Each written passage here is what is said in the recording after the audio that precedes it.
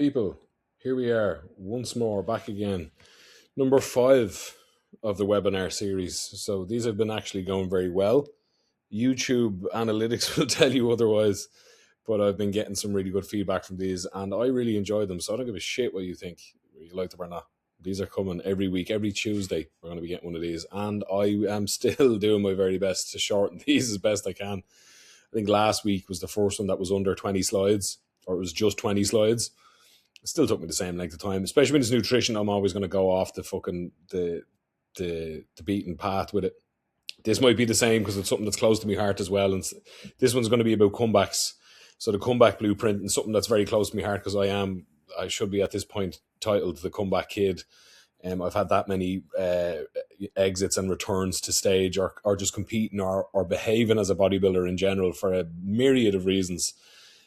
So this is something that's very close to me, and I have a lot of experience with it. So hopefully I'll be able to give you guys, anyone who's in a similar position and, whatever, will come back to stage, but even if it's just getting back to the training, getting back into routine, or just getting back to something that you've fallen off from, this should kind of give you a little bit of help with this. These are things that I struggled with a lot personally. I did have a picture to throw in on this of my latest comeback, which was from November 24, or maybe even a little bit earlier than that, earlier 2024 to May of this year, but I don't know why it wouldn't add for me, so we're going to have to try and find that at a different point. If you go to my Instagram and go to my pinned reels, it's one of the top ones. Just a little story about my comeback in general. But anyway, enough about me. This is about you guys. So how to rebuild momentum, structure, and confidence without burning out. These are things that are going to hold very similar values and themes to the stuff we've done before. A lot of it's about structure, about less is more. But I find different contexts and different subjects kind of bring perspective a little bit better to people. So to start off, the truth about comebacks, most of them fail because people try to restart instead of rebuild.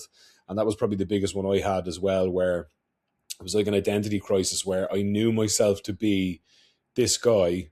And it was funny because a lot of mine came through lockdown. We all thought it would take 2 months, 3 months, and it was obviously 2 or 3 years. But even at that, I was kind of confident that it wouldn't take me an awful lot of time to get back into it. It rarely did before, which is kind of a dangerous kind of thing to be aware of yourself because it causes complacency, which it did. And it also gives you delusion, which I had a lot of coming back out of it, where it actually wasn't that easy. But a lot of things had changed in that time and I'd kind of lost focus on that. But what I was getting so caught up on was trying to restart. So basically take it back from where I'd left it and just expect myself to kind of row back in again after 2, nearly 3 years of not behaving that way. And no matter how good you are at something or how much experience you have, if you take that length of time away, it's not the same thing you're coming back to. And it's not going to be, you're not going to remember an awful lot of things. There were so many things that I took for granted for knowing that just off the top of my head, I could just kind of summon and knew. You do forget these things. These things melt away off you, especially if you're not doing them, which I wasn't. It was only when lockdown kind of lifted that Champions Gym opened and I was helping out there and working there. And that kind of took an awful lot of that year. And it was only after that, then maybe a year after that, with a few attempts thrown in there, that I managed to kind of get a bit of ground on myself. And this is why comebacks fail. Here we are fucking floating my head around again for this whole thing. So these are the classic things. And like the last slide said, like you're trying to restart instead of rebuild. So we do too much too soon. Training like nothing had changed or nothing had stopped. Dieting aggressively or acting or behaving aggressively to make up time as if that's how that works. It's not necessarily how it works. And all of these are ego-led decisions. These are all things about how I think about myself or how delusional I am about myself. And they all fall under the umbrella of a lack of patience and structure. And those are things like, again, like I'd said, that I had kind of got lost in the sauce on. And the real goal of a comeback is momentum, not maximum performance. So it's earning the progress or earning the right to be that person again. And that's what it was for me. The big kind of light bulb moment for me was that, like, I need to earn my stripes again. I did own the stripes at one point, but they're gone now. So I can't get them back by anything other than doing the work.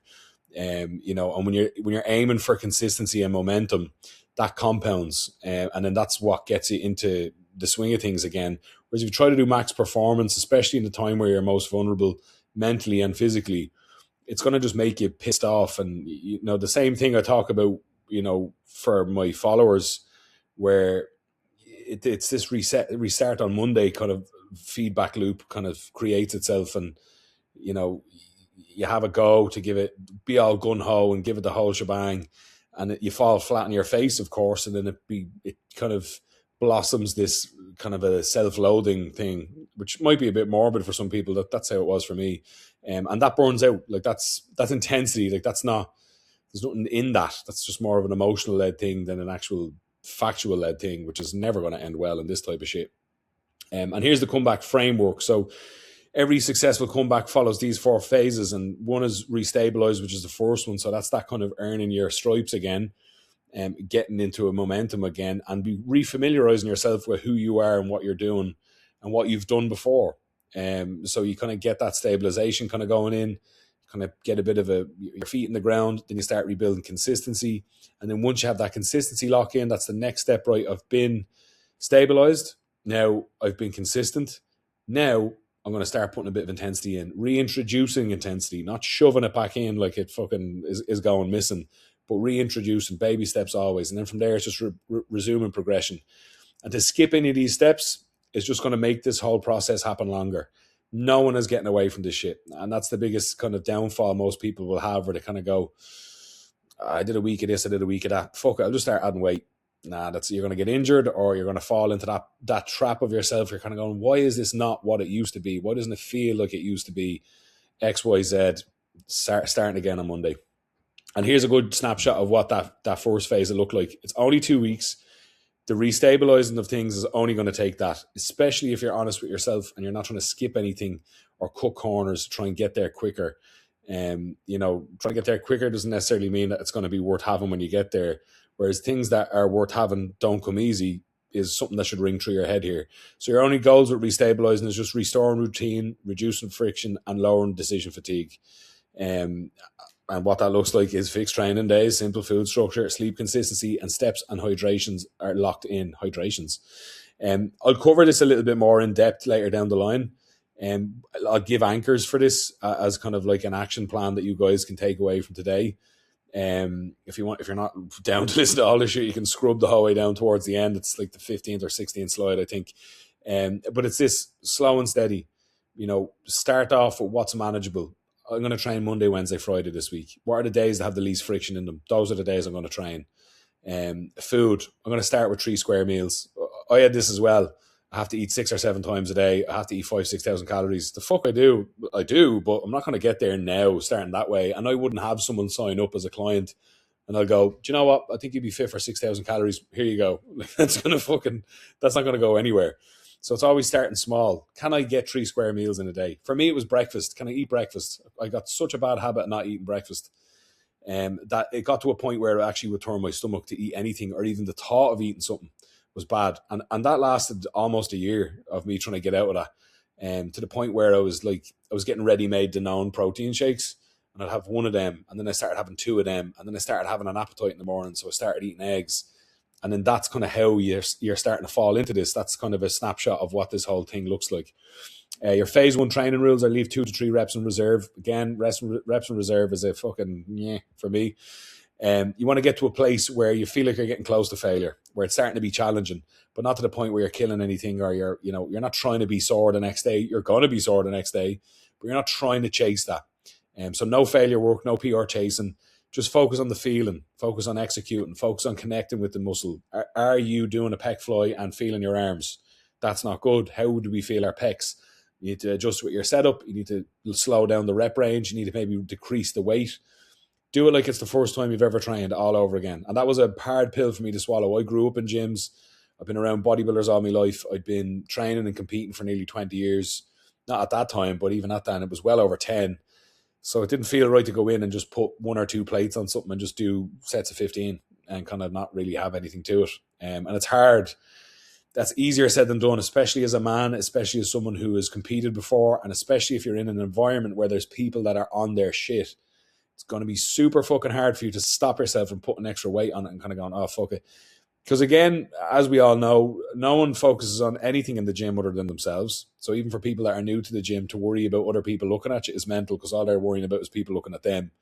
And likewise, like, what are you lifting? And that was a bit, I was known, people knew of me as being a big guy, not necessarily being a strong guy, but training hard and having intensity when I trained. And there was a lot of gyms I rocked into, and I was very much the opposite of that. Especially in Champions, I felt like I had imposter syndrome, where I shouldn't be here talking about, bodybuilding or building muscle. There's a good friend of mine, actually, we had on a podcast. I won't mention his name, but a few people that know me personally know this one. He actually asked me one day if I knew what a superset was, and we were talking about training, and I was like, yeah, I'm doing this years, but like, obviously it doesn't look like that. So that's kind of what you get into there. So it's hard on the gym floor, particularly as a bloke, to kind of chew that back down and just kind of go, do you know what? I'm going to look for the bigger picture here. I'm going to pay everything forward, as opposed to instant gratification from people that aren't paying attention. So now you have phase 2, which is rebuilding consistency. So you've done 2 weeks of kind of just getting baby steps, dipping the toe back in the water. Now you're going to start layering consistency in on top of that stability. So now it's the same movements, it's the same meal structure, it's the same check-in routine, the same expectations. It is boring as a motherfucker, but it's effective. And that's why it's boring. If it was fun, if it was exciting, if it was all these things that we wanted to be, it wouldn't work. Now, not because it's exciting, but that's just what it is. It's the dog work that you have to do to earn the stripes. Otherwise, it wouldn't be earning stripes. It would be a fucking parade or something. I don't know. So you have your first 2 weeks of just getting back to normal. And anyone that followed my prep and my reverse out of the latest prep, they would have seen me do that, where the first week of training was just having fun, just getting familiar with myself again, making sure the fatigue drops off the body. Second week was kind of a little bit more of that, with a little bit more intensity, a little bit more from maybe 4 or 5 reps in reserve to 2 or 3, maybe 1 to 2. And then the week after that, then you'll see the rest of it. But it was more then about what movements am I going to use for the off season. I'm going to mess around with some equipment and see what I want for a chest. What type of flying machine am I going to use? What type of incline machine, flat machine, so on and so forth. And your nutrition rules for phase 2, you would have already been doing 3 square meals, and just trying to get them in. And now we're going to start looking at numbers. How much protein am I eating? How many carbs am I eating? How many fats am I eating? Calories? Are they stable across meals? Are they stable across the day? And again, nothing major. Just, they don't have to be Chris Bumstead's numbers or whoever you're following numbers. They just have to be numbers. I have to know what I'm ingesting, how much of it I'm ingesting per meal, and I just need to do that consistently. So it's only about fueling here. This isn't about straight back on the fucking horse now, deadly now, we're eating fucking 5 or 6 times a day. It can still be 3 meals a day, but you need to know what's in them meals so that you can start building that awareness again and knowing what's coming in and what's going out. I know you're phase 3, so this is your intensity reintroduction now. So this is where you're going to start getting into a little bit more like that in the sets, pushing a little bit more weight, adding a little bit more load. Notice I said a little bit more load. It shouldn't take an off. Like, I used to know myself for incline dumbbell pressing 50 kilo dumbbells for 15 reps. By phase 3, I wasn't jumping from 25 to 50 going, oh, sure, just get reintroducing intensity now. I'm just going to fucking go straight back to it. It's not the way. Earn the stripes. Only once consistency is proven do we add the intensity. And then the intensity is a tool only. It's not an identity. So it's, again, I'm not the guy that does 50 kilo incline dumbbells for 15. I am someone who's getting back to it. And I'm here now. That's where I could be going. What are the steps to get there, as opposed to, let me just get there now straight away. Apologies, I had to pee and then I realised I'd left my cream of rice in the freezer. So I had to eat that shit. It was too good not to, before it would freeze. And here's how we add intensity here now in this phase 3. And this is the most important thing before we even look at the fucking bullet points. Honesty with yourself is crucial here. And I mean real honesty. Not, I did 6 reps with 100 kilos and it actually felt like the world on my chest. But I'm going to throw 10 on anyway, because I think, I should be. See, once you start getting into the ifs and buts and coulds and woulds and shoulds, take a fucking chill pill and just look at yourself honestly and go, do I need to add the 10? No, I don't. If the 100 is crushing you, 100 is fucking more than plenty. And again, you shouldn't be crushing yourself, but you know what I mean? That's just that thing of, when is it right to add load? Most people get that wrong because of that one fact that they can't be honest with themselves. They're too busy driven by what other people are going to think or what other people are going to say, or here someone's here and they might be looking, and I'd look like a pussy if I only had X on it instead of Y. None of that matters. None of that matters. And you have to be honest with yourself, because it's your body and your physique and your longevity here. If you're going to start moving off what you think someone else is thinking, is some fucking mad shit. Now, I can't judge it because, again, I've been there and I've done it. But I've also learned from that that's just going to result in an injury, which is going to do one thing that you don't want right now, which is elongate this process, because it's already long enough as it is. So be honest with yourself before you add load, before you start kind of getting into that real super failure, high intensity, high volume. Like, you know, if I've had a few weeks of good training now, I'm good to just get back into it. There's no just getting back into it. It's baby stepped and earned. So adding load slowly. Always add reps before weight. You know, if you get 100 kilos for 8, work at getting that for 10 or 12 before you go up to 110 or whatever the next weight is going to be for you. Same with failure and volume. So failure doesn't happen. Now I'm going to, you know, it's phase 3 now, so I'm going to do failure at the end of every set.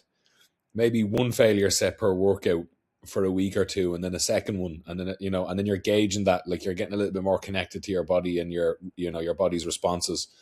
Same with volume. I've started out with 4 exercises. I'm going to jump up to 7 now. Like, no, you know, add sets before exercises. And then once you're adding exercises, start them small. Do 2 sets, then do 3 sets. If you feel like there's another one needed in there, look at the whole workout across the board. See where you might be doing less than you could be, or maybe doing too much, and then just navigate that. So kind of spread them across an even playing field of volume throughout the workout. Progression, not aggression. And that's the thing, especially for blokes. Excuse me. Aggressiveness is going to be the one thing that gets you fucking injured and elongate this. Again, it's the ego thing. It's the adding load thing. It's the not being honest with yourself thing. It's the whole, fuck it, I'm going to just go, no, fuck it, no. Because if you're going to hit the fuck it button, you're going to fuck it for sure. And it's only going to cost you. And then you're into phase 4, which is resuming progression. So at this point, we've already kind of got a routine established. And we've started being consistent. We've started to layer intensity. And now we're going to start taking it as, right, now I have something to work with here. I'm consistent with my food. I'm consistent with my training. I have a better connection and feel for what I'm doing in the gym. And I kind of have a better handle of kind of what I'm becoming out of this comeback. So it's a thing of like, you know, I was never looking at getting back to, fucking reference myself as the third person, but Cav in 2019 before a muscle contest, you know, I'm never going to look like that again, especially after the time off, because so much has changed. And what I found as well is when you get back into training, your connection with things is different. I'd spent such a long time, you know, losing a lot of tissue that there was an awful lot less surface area getting into equipment. Yet my ability to contract and move in machinery and exercises was still as efficient as it was where I had left it. So I was in this thing where I felt like, lats in particular, I felt like I could have tore a lat off my body because I was able to get at it so well, not only from what I built up in terms of experience with training, but there was less of me. And so I was able to just really kind of get in there as well. So it's not looking at getting back to that. You're going to be a different thing coming out the back of this. If you have something to compare to what you're going back to, you're not going to be that thing again. You're going to be an improved version of that, especially if you do this correctly. If you want to rush back to it and end up like you were before, that's great, but is that really a win? Or would you not rather come back better than you were? That's kind of what I would be kind of more looking towards.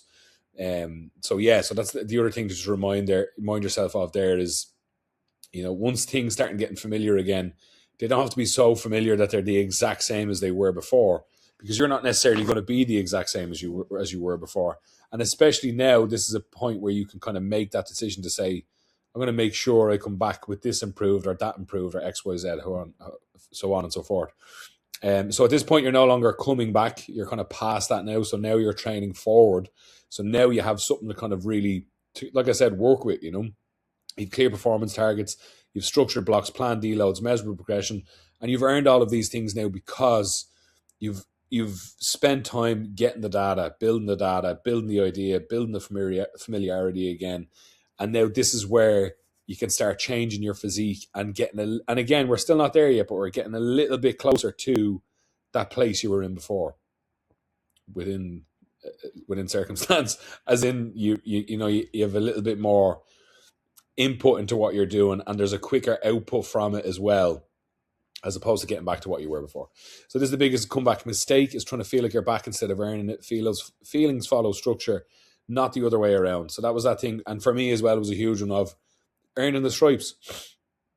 Like, and I had enough conversations, and I had enough people that I had met and not seen in years that looked at me and went, "Oh, hey, how's it going?" As if like, what the fuck happened to you? And like, I couldn't judge them or be pissed with them, because even I was looking at me going, "Fuck, what happened? I don't fucking know." Um, but it's that thing of, and I've always looked at this, I don't know where I got it from, probably from my parents as well, because I was super green and passionate when I was starting off, and obviously I was 14 when I started training, so you're gonna be, and everyone is in general when they're starting off. But that thing was instilled of me of like, you can't talk that shit until you've earned it, and if you're not doing the things to earn it, you can't talk that shit. Well, you can, but no one's going to take you fucking seriously, or everyone's going to know. Like, you can't deny that. Like, if you're training like an asshole or a pussy, or your diet is shit, it's very hard to hide that on a body, because the body is going to let you know. Exactly, it's going to tell all. So you can't do that. So you have to get into this patience game of, I'm not there yet, but when I fucking get there, I swear to God, I'm fucking peeling the lid off this shit. And you have to build this kind of bubbling animosity towards yourself and your physique in a degree that, again, like we've spoke about before, when the time is right, it can become controlled chaos. In the right settings and times, particularly in training.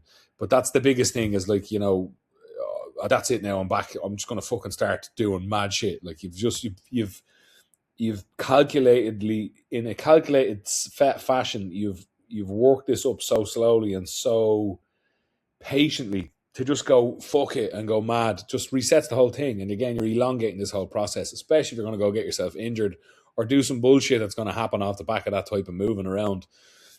It's not, your comeback, you're doing another comeback now. This is restarting on Monday on a fucking grand scale. So you need to become precious about it, and you need to protect it at all costs. For me, it was the same. I didn't come back by training harder, eating less, force intensity. I didn't, I did try to do these things, but it just made me feel less than. There was no, and it was that same thing of like, I was looking for this feeling of who I was before. But that was nearly at that stage, fucking 4, 5, 6 years ago. So you're never going to have that. No one's remembering that shit. Like, and especially what you remember of it isn't necessarily what it was. That was just what you have picked to remember out of those things. And for me, like, that was the big thing, was like starting with breakfast. I couldn't get breakfast in for the life of me. And I know this shit. So I'm like, I'm going to have to start with fucking something. Breakfast is the best thing to start, because it is the best start to the day. And then just take that. And again, that could take a week. It could take a day. It could take a month. But you have to earn the stripes. You have to give it the time, and you have to give it the patience for yourself more than anything. Because it's just worth that if it means that much to you to come back. Then don't rush that shit. Like, just take your time with it and baby step it. So these are the things that matter more than any type of program or what you're following or doing or not doing, is having a training time, having meal anchors, same with your steps and your sleep. Weekly reflection, not so much, but it's just more of a routine than anything else. And that's what you'll see out of all of them. It's your routine. How does your day look? Don't look about, I'm not eating 80 grams of protein post workout. Or this type of way, or how much creatine should I be? No, like, what does your day look like? Are you getting up on time? Are you going to bed on time? Are you getting enough sleep? How are your steps? Like, what's your eating like? Like, do you have a training time? Like, you have to look at all of these things before anything else. Like, no one looks at Chris Bumstead and just goes, that guy trains and eats, and there you go. Like, no, there's a rhyme and a reason to it, and there's a structure that's been built over time around this man's life and what he can do, what he can't do, what suits him, what makes him happy. Like, these are all things that we have to look at before we start getting into the weeds about supplements, or this training style or that training style. Is like, fucking, you're looking at training styles, you don't even have a training time, is wild shit. Like, there's only one way that's going to end, and it's poorly, or starting again on Monday, which we don't want. And this is how we know when you're ready to push. And this will only come when you've got to this phase where you've spent enough time stabilizing, getting consistent, starting to add on the intensity, that's when you start getting into the weeks of this feels a little bit more like me now. I kind of have this feeling, and that's where you'll notice like impact of recovery. I went a little bit harder on legs yesterday than I have done over the last few weeks. My sleep was shot. I woke up this morning, my appetite was shot. I have to look at my recovery metrics, and my food and my sleep and my routine again. And because you have all these things in place, you have things to readdress and look back on and reference. So that's how we know. And then again, like that, the food's not enough. I'm getting a bit hungrier. Like, they're all signs that you'll learn over time. And if you've spent enough time doing this type of shit, like, it'll just kind of start coming back to you. At least it did for me, where it was that 8 to 10, maybe 12 week mark where I was kind of going, yeah, I'm kind of getting this now. Or I've noticed that if I'm due a deload, that I start to get a little bit snotty. My appetite goes to shit. My sleep isn't good, and there's a particular fashion that these things kind of all happen in a domino effect that, again, I'd forgotten all about until I'd gotten back to it. And this is who this is for. So former athletes, lifters returning after time off, busy professionals restarting, just getting back to the gym and looking after themselves, or anyone who's just lost their edge in any particular way or setting in regards to this kind of stuff. Whether it's, you do CrossFit or you're into football or, whatever it is, if you feel like you've lost your edge, this is the best way to do it. Like, this doesn't just apply to physique development or bodybuilding training. Like, this is anything. Like, you can't just go back after, I don't know, let's an example, 4 years of not playing football and be on the starting team. You're going to blow a knee, you're going to get sick, you're going to fucking, there's an endless amount of things that can happen to you. And when you take it out of context of bodybuilding, where it can be a little bit more, there's more variables in play. It's not as straightforward a lot of the time, because all the variables have little kind of sub variables that come off them. But like football, like, if you haven't played football in 4 years, if you haven't even ran in 4 years, you're not getting straight back on the pitch and playing a game. Like, it's just not going to fucking happen. You could, but what will come out of that? Like, we can only fucking imagine. Now, motherfucker, what the fuck happened there? Your boy fucked up. Your boy fucked up on the numbers. The next good few of these are going to be the same, which is just the numbers. It's usually the webinar number at the bottom that fucks me, but this time this is bigger shit. So, lesson learned, slap on the wrist for me. So this is your action plan to start this week. Like I was saying at the start, pick 3 fixed training days. What are the days with the least friction? Or what are the days that have the biggest gaps where you could get at least 45 minutes of a training session in? It doesn't have to be anything magical. It doesn't have to be anything fucking, momentous. It just needs to be a session. Go in and train, lift weights, 3 sets of 15, super light fucking weight, Monday, Wednesday, Friday. 3 meals that you repeat: breakfast, lunch, dinner. I don't give a shit if breakfast is a bowl of cereal. I don't give a shit if lunch is a fucking chicken fillet roll, and if dinner is just fucking whatever's on that she's making, or me ma's making, or me missus is making, or me housemate is making. 3 meals in, and do them repetitively every day. Set a step target. A handy one here is, if you have a Apple Watch or a pedometer, like anything like a Fitbit, anything that sits on your wrist, take your weekly average. So go in, if you're iPhone, go into the health app and go down to your steps and take the weekly average of your steps and use that as your baseline to start with. It won't be the full thing that you hit every day, but obviously it's the average. So, if it's 6K, you're going to look at 6K every day. See if I can knock that out every day. 10-minute steps after a meal, or 10-minute steps first thing in the morning to wake yourself up, or a little walk in the evening if you have a dog, or fucking just want to stroll around the corner. Just get some steps in and try and get that going. Training, but not to kill yourself. 2 to 3 reps in reserve. Get into a place where it feels like there's a bit of a challenge coming, and then holding it there. Just take your time with it. Don't go too far. Less is more, always. Earn the stripes. Don't forget that. And then just track 1 variable a day. So if it's hydration, if it's your sleep, one of these things needs to be kind of monitored to a degree, not for any real reason other than just getting into the habit of tracking a variable. And then that's something that you can kind of stack over time. And then that there is enough to get you going. You can do that for 2 weeks. Your 3rd week is going to look so much different, feel so much different, and it's going to be way easier for you to kind of get back towards that place you wanted to go. That's really going to kill me. We're at the very end now, but Jesus Christ, why didn't I fix those numbers? So if you want to book a free consultation call, these are obviously free. They're 15, 20 minutes, and they are very much just shooting the shit. If you want to talk about coaching and what goes into my coaching, prices, plans, programs, that kind of stuff. Or if you want to just go, here, look, I'm really struggling with this with my food or that with my training, or I can't seem to sort out my recovery, or I need help with my sleep routine or my routine in general, like this is what this is for. It's completely free. It's not a fucking sales call. I'm not a sales guy or a salesman, which is really not good for my business, but I just don't have that in me. Whereas if you want to talk shop about training or nutrition or supplements or goals or schedules or routines, I'm your man. I'll talk that shit all day long.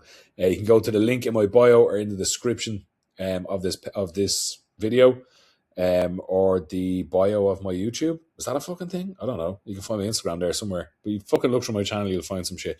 I'm pretty sure I have absolutely everything in the description of this anyway. And then this is the final reminder before we go. You don't come back by force and progress. You come back by earning consistency. So you're just not going to make something happen overnight. If you could, it wouldn't be worth having. So just don't forget that. Especially the guys, the male viewers or listeners or whatever. Take the ego out of it. Like, take pride in your patience. Don't get all fucked up and caught up in, the ego and the heavy lifting and the grunting and the, I'm back a week and a half. Like, to me, I was mortified when I was coming back to the gym to even be thinking that way. And I wasn't thinking that way, but I would have been mortified to even have the thought of those thoughts.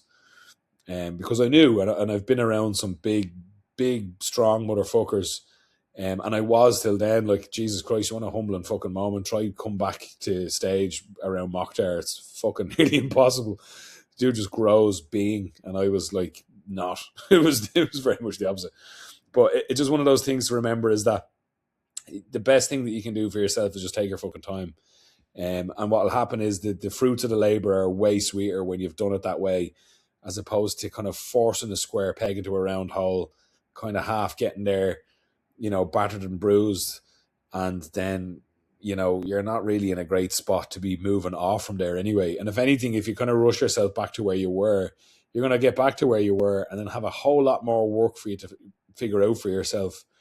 Be it, undoing injuries or bad habits that you've picked up that you had before, or like, this is really an opportunity to give you a clean slate wipe. Like, that's what I looked at. Like, I'll come back a better bodybuilder, not in the sense that I'll be bigger or have bigger body parts as such, but how I move as a bodybuilder, how I behave as a bodybuilder, how I live my life as a bodybuilder will be a whole lot better. And those things, long term, done consistently over time, will make me a better physique from a visual standpoint, but not like I'm going to press heavier on shoulder press. And again, like, you could do that. I never used to squat before. I'm going to squat this time and see what that does. It was actually the opposite for me, but just as an idea. But anyway, I'm going to cap it there because we are fucking setting PBs here, guys. It's only over 30 minutes. We were under 20 slides, although my numbering fucked that up. I'm so pissed off. But anyway, anything that you need in terms of building a structure, training structure that actually progresses, or you want help with your routine, supplements, nutrition, anything like that, go to the links in my description. There's links for my coaching. There's links for my consultation calls. There's links to my Instagram. My Instagram has pretty much all of the high applicable value that you could have for free on a profile. Obviously, it's only kind of drips and drabs. I try to keep things as, I like doing these and I like doing my content, but I also try to not give all of the information away because that's for my clients. But if you want more on this, that's a good place to go. I have lots of free resources through the link in my bio, my Instagram, which is also in the description. You want to go check them out. There's free ebooks there. At least 20 of them motherfuckers that you can just have. And even if you don't like them, you fucking bin them. It doesn't have to go anywhere. But yeah, that'll be me. So till next week, we will do webinar 6. I hope you all enjoyed this. Anyone that's made it this far, drop a comment or drop me a DM, and so I can thank you for your patience and your time and your attention. And yeah, any questions with any of this shit, like I said, DM me, or you can comment on the video. And again, suggestions for other topics as well. I'd be super happy with that. I'm always happy to kind of take the pressure off me kind of finding the right topic, especially if it comes from you guys, because that's obviously what you want to hear. So yes, thank you all. I hope you all have a fantastic Tuesday and end to the week, last one before Christmas. So I hope you are all set up and sorted. And don't forget that Christmas shit is only short-lived. Eventually you're going to be looking at the barrel end of the year and you're going to be getting set up and started for a new one. So if you need help with that, you know where to find a man. And other than that, that'll be me for the day, people. Enjoy your day, and I will see you next week.